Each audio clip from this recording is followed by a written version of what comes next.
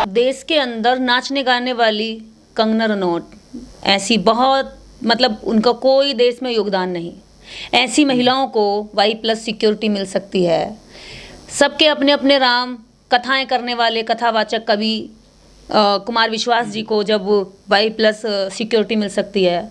महिलाओं को खाली प्लॉट बताने वाले, महिलाओं के प्रति गंदी सोच रखने वाले और SC/ST के प्रति एकदम अभद्र टिप्पणियां समय समय पर करने वाले भागेश्वर बाबा को जब सिक्योरिटी मिल सकती है, यानी कि यहाँ पर छींक आने पर पाखंडियों को सिक्योरिटी मिल सकती है, तो देश में बहन बेटियों की आबरू, इज्जत और मान सम्मान की लड़ाई लड़ने वाले एक चंद्रशेखर आज़ाद को सिक्योरिटी क्यों नहीं मिल सकती? आप इसमें क्या दुराय है?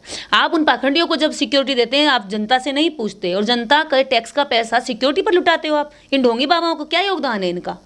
क्या योगदान है इनका बताइए? कंगना रनौत का क्या योगदान है पूरे देश के अंदर जो उसकी सिक्योरिटी पर खर्चा किया जा रहा है? कुमार विश्वास का देश की क्या योगदान है? जाने कितने कवि है, फिर सारे कवियों को देनी चाहिए।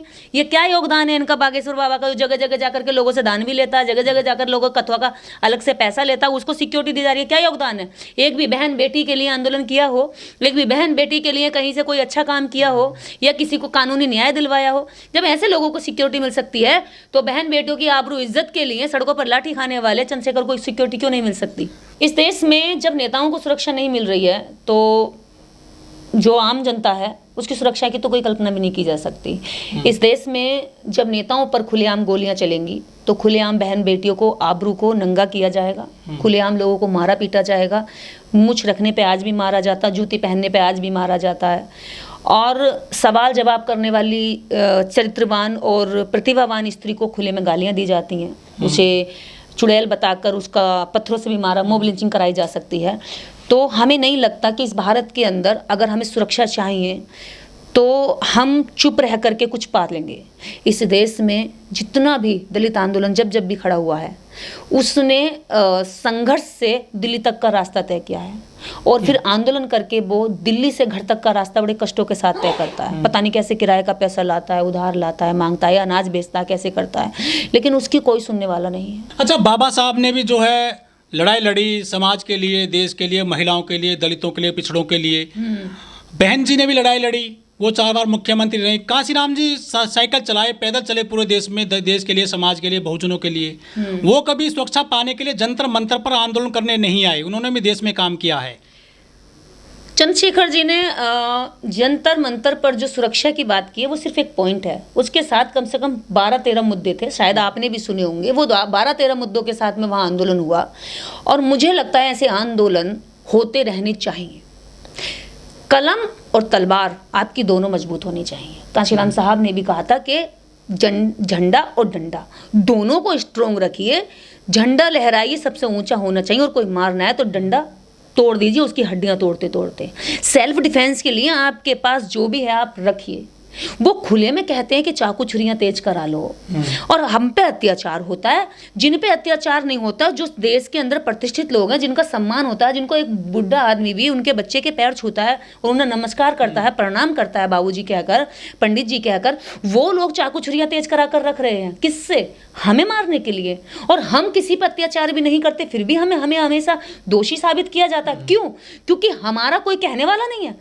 ये जो भीड़ दिल्ली में एकजुट हुई जंतर मंतर पर, इसके क्या मायने देखती हैं आप? देखिए, जितनी भी भीड़ थी स्वतः चलकर आई, अपने खर्चे से आई और अपने बुद्धि विवेक से आई। वो भीड़ स्वाभिमान और सम्मान की लड़ाई के लिए वहाँ पर इकट्ठी हुई। उसमें हर एक व्यक्ति अलग अलग राज्यों से, अलग अलग जिलों से, अलग अलग गांव कस्बे से पहुँचा। इससे पता चलता है कि ये जितने भी लोग आज यहाँ हैं ये सब जागरूक हो रहे हैं, हक अधिकार और स्वाभिमान के लिए इनमें चेतना आ रही है। और ये बड़ी खुशी की बात है कि इनमें अब चेतना आ रही है। यही भीड़ कभी बाबाओं के यहाँ होती थी, यही भीड़ कभी मंदिरों में होती थी। ये वो लोग हैं जो मंदिरों में जाकर पिटे हैं, जो बाबाओं के यहाँ जाकर छले गए हैं, जो दोहरा ताबीज के नाम पर इनके साथ शोषण हुआ है। मतलब यहाँ आने वाले हर व्यक्ति पहले कहीं ना कहीं उस मनुवादी व्यवस्था से सताया गया है जिसमें उनके पूर्वजों को हमेशा शोषण किया गया। तो अब वो लोग जब जान रहे हैं, जागरूक हो रहे हैं, तो अपना नेता जो भी उनकी आवाज़ उठाएगा, जो भी उनके लिए काम करेगा, जब उनके उत्पीड़न होगा, शोषण होगा, उस पर जो भी आवाज़ उठाएगा उसके साथ खड़ा होगा। और ये समाज कल आकर समाज ने बता दिया कि हम उसके साथ हैं जो हमारी आवाज़ उठाएगा।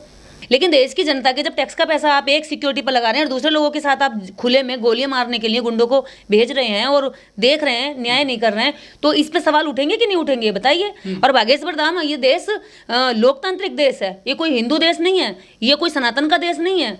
और ये अगर बात करते हैं आप कि वो सनातन की सुरक्षा कर रहे हैं, तो सनातन की सुरक्षा कर रहे हैं तो सनातनी जितने भी लोग हैं वो अपनी ओर से उनको सिक्योरिटी दे देना।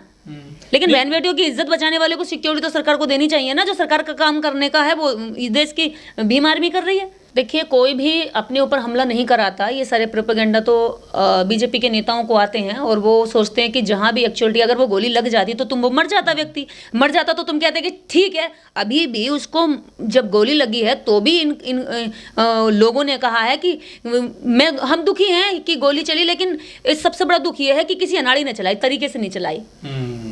तो वो तो मारना ही चाहते हैं। और इस देश के अंदर जब जब दलितों की, शोषितों की, पिछड़ों वंचितों की और गरीब मजलूम लोगों की जो जो आवाज़ उठाता है उसको डराया धमकाया जाता, जब वो उससे भी काबू में नहीं आता तो गोलियां मारी जाती हैं। ये कोई छोटी, देखिए इस देश में जितने भी लोगों ने इस तबके से उठकर जब जब आवाज़ उठाई है, उनकी जान के हमेशा से ये लोग दुश्मन बने हैं, उनकी जान को जोखिम रहा है। और ये देश की, कल आपने देखा होगा लगभग 70 से 80 हज़ार लोग वहाँ थे, लगभग 1 लाख के करीब लोग थे, दूर तक दिल्ली में लोग भरे हुए थे।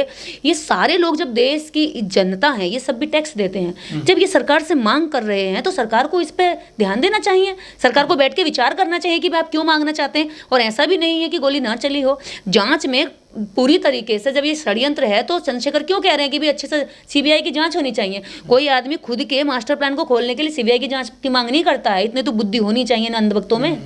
जब जब जो बहुजनों की राजनीति मजबूत हुई है या नेता मजबूत हुए हैं, तब तब उन पर हमले हुए हैं, चाहे बहन जी हों, चाहे चंद्रशेखर आज़ाद हों। बहन जी को भी गेस्ट हाउस में घेरने की कोशिश की गई थी, मारने की कोशिश की गई थी। ये कौन लोग हैं? क्या वो चाहते नहीं है कि बहुजन राजनीति, दलित राजनीति उभर कर देश में आए? देखिए, दलित राजनीति के उभरते ही जो यहाँ की मनुवादी राजनीति है, और जिस राजनीति में कोई संख्या बल नहीं है, लोकतंत्र में संख्या बल यानी वोट परसेंट की पावर होती है। और वोट परसेंट की जो पावर है वो दलितों के पास है, वो ओबीसी के पास है, पिछड़ों के पास है। जब ये ओबीसी में और दलितों में जब कोई स्वाभिमानी लीडर तैयार होता है, या जो भीड़ उनके पीछे जाने वाली होती है मनुवादियों के पीछे, वो भीड़ जब अपने एक्चुअल नेता के पीछे जाने लगती है, अपने एक्चुअल मुद्दों के पीछे जाने लगती है, या अपने सम्मान और स्वाभिमान के साथ जब खड़ी होती है, तब इनको लगता है कि इसका मतलब हम अब जमीन पर आ जाएंगे। यानी जिन लोगों से मजबूरी बस या धोखे में रख करके गुलामी कराई गई, आज उन्हें पता चल रहा है कि भी गुलामी हमारा करना कोई हमारा पिछले जन्म का फल नहीं था, कर्मों का फल नहीं था, ना हमारी किस्मत में लिखा हुआ है। ये हमारी किस्मत में लिखा हुआ नहीं है, ये तो इनके षड्यंत्र के द्वारा हमारे जीवन में लिखा गया है। जब वो षड्यंत्र को जानने लगते हैं, अपना लीडर तैयार करने लगते हैं, इकट्ठे होने लगते हैं, तो ये डर जाते हैं और घबराहट में ऐसे काम करते हैं, हमले कराते हैं। हमले कराने के बाद फिर कह देते हैं कि नेता ने खुद ही कराया। अब बहन जी को भी कहा था कि बहन जी ने ये हमला अपने ऊपर खुद ही कराया, क्योंकि जब इनकी चारों तरफ से चालें फेल हो जाती है तो दूसरी चाल चलने लगते हैं। इसका चाल चरित्र ही षड्यंत्र वाला है इस वर्ग का। जैसे मान लीजिए बहन जी ने गणेश लिया था मंच पर, लोगों ने विरोध किया, ठीक ऐसे ही वैचारिक लोग बंदूक का विरोध करते हैं कि सामूहिक रूप से सामाजिक मंच पर बंदूक या इस तरह का वो उठाना नहीं चाहिए, लेकिन वो किसी को मारने के लिए नहीं उठाया गया। ये हमेशा याद रहे कि जब जब बहुजन लीडर या बहुजन सामाजिक एक्टिविस्ट, त्रिशूल एक धार्मिक प्रतीक है। हाँ, त्रिशूल धार्मिक प्रतीक है, लेकिन बंदूक तो धार्मिक जो है प्रतीक नहीं है, लाठी तो धार्मिक प्रतीक नहीं है, तलवार तो धार्मिक प्रतीक नहीं है। सब कुछ सेल्फ डिफेंस में तो आता है, सेल्फ डिफेंस में तो आता है। सेल्फ डिफेंस में क्या कहेंगे आप? सेल्फ डिफेंस में तो सरकार खुद जो है लाइसेंस देती है, और ये देश के प्रत्येक नागरिक को ये भारतीय संविधान अधिकार देता है। सेल्फ डिफेंस में आप अधिकार उठाइए। अगर चंद्रशेखर ने बंदूक उठाई तो कितने लोगों पर गोली चलाई? सवाल बनता है, कितने लोगों पर चलाई? आप बताइए ना, आप जवाब दीजिए। इम्पैक्ट पड़ता है सरकार पर, जो हथियार लहराता है उसका क्या इम्पैक्ट पड़ता है? मतलब निकलता है? क्या इम्पैक्ट पड़ता है? अगर मैंने या चंद्रशेखर ने तलवार लहराई तो कितने लोगों पर तलवार चलाई? वो व्यक्ति यदि कोई उसको गिफ्ट करता है और वो दिखाता है कि हाँ ये सम्मान मिला गया है, तो इसका मतलब ये हो गया कि आप उस व्यक्ति को अपराधी बना देंगे। जब उस व्यक्ति पर, जब आप देख रहे हैं कि वो इतना स्ट्रॉन्ग है, उसके पीछे हजारों लोगों की भीड़ है, उसके पास तलवारें भी हैं, बंदूक भी हैं, जिस व्यक्ति के नाम लाइसेंस नहीं है, अभी तक चंद्रशेखर के नाम पे लाइसेंस नहीं है, ठीक है, जब असले का लाइसेंस नहीं है तो आप उस आदमी को कैसे कह सकते हैं कि वो अपना हथियार लेकर के घूम रहा है? उसके साथ रहने वाले 4 लोगों के नाम पे अभी लाइसेंस नहीं है। प्रदर्शन जो किया जाता है उसका क्या मतलब निकालें फिर आप? देखिए, प्रदर्शन का सीधा मतलब ये होता है कि इतनी सारी जनता सरकार से कुछ मुद्दों पर मांग कर रही है। सरकार का काम बनता है कि जनता जब इकट्ठी हुई है और कुछ मुद्दे लेकर आई है तो उस पर वार्ता की जाए, इसका कोई सोल्यूशन निकाला जाए। अगर सरकार के पास सोल्यूशन नहीं होता है तो उस पर वाद विवाद या उसको चर्चा के रूप में या कुछ समय के लिए छोड़ दिया जाता है। कम से कम चर्चा तो की जाए। इस देश का आदिवासी, दलित, ये बहुजन समाज कहाँ जाए, किसके पास जाए, किससे रोए अपने दुखों की दास्तान, किससे बताए कि उसके साथ शोषण हो रहा है, किससे बताए कि उसके नेताओं पर दिन दहाड़े गोलियां चलाई जा रही हैं। हमारी बात कोई सुनने वाला नहीं है। हमें सुनने के लिए कहीं पर आवाजें किसी एक कैद खाने में बंद कर दी गई हैं, क्योंकि प्रधानमंत्री जी को इस देश के एक ब्राह्मण जब खड़ा हो जाता है बोर्ड लेकर के कि आरक्षण मुर्दाबाद, आरक्षण खत्म होना चाहिए, तो उनको आवाज आ जाती है और आरक्षण की समीक्षा की बात कर दी जाती है। कोर्ट भी उस पर संज्ञान ले लेता है। एक पखंडी, एक 22 साल का लड़का वहां खड़ा होकर के, आपको पता होगा 4 साल पहले यहाँ पर जंतर मंतर पर खड़ा रहा था वो 2 दिन तक, उसके कहने से ये देश की सरकारें सुन लेती हैं, अकेले आदमी के कहने से। और वो कहते हैं कि ब्राह्मण गरीब है तो 48 घंटे के अंदर अंदर ईडब्ल्यूएस के तरीके से 10% उनको कोटा दे दिया जाता है, क्योंकि वो बिना रोए उनको मिल जाता है। यहाँ तो ऐसा है कि रोकर, चीख कर, मर कर, कुर्बानियां देकर भी इस देश के बहुजनों को उनके हक नहीं मिलते, उनको सम्मान नहीं मिलता, वो सुरक्षा के लिए गिड़गिड़ा रहे हैं। कांशीराम जी पैदल चले देश में, साइकिल पर चले, गांव-गांव गए, शहर-शहर गए, उन्होंने तो सुरक्षा नहीं मांगी। देखिए, कांशीराम साहब यदि सुरक्षा नहीं मांगी तो इसका मतलब ये नहीं हो गया कि बाकी जो चीजें अभी होनी है वो सारी चीजें कांशीराम साहब के समय पर हो गई। बहुत सारी चीजें समय समय पर नेता आते हैं, समय समय पर समस्याएं होती हैं। अब आप कहेंगे कि कांशीराम साहब ने तो कोई भी किताब नहीं लिखी, इतनी सारी किताबें क्यों नहीं लिखी, बाबा साहब ने तो इतनी सारी किताबें लिखी, कांशीराम साहब लंदन क्यों नहीं पढ़ने गए?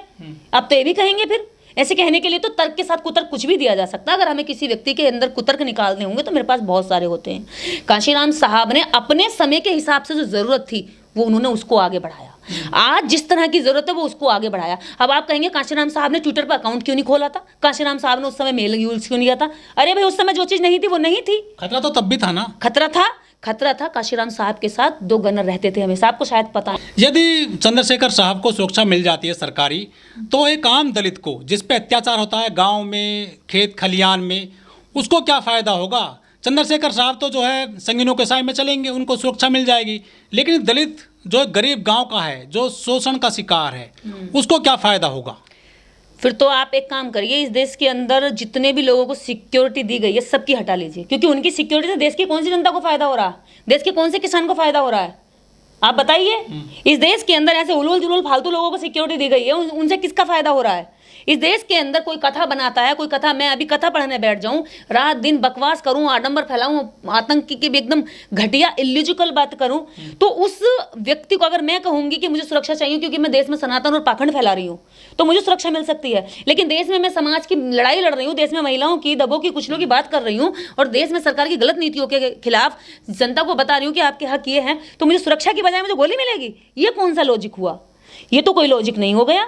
इस देश के अंदर जब आप बहन जी को नहीं बख्श सकते, इस देश के अंदर जब आप कांशीराम साहब को नहीं बख्श सकते, इस देश में जब बाबा साहब को नहीं बख्शा जा सकता, चंद्रशेखर कौन से खेत की मूली है, निर्देश कौन से खेत की मूली है?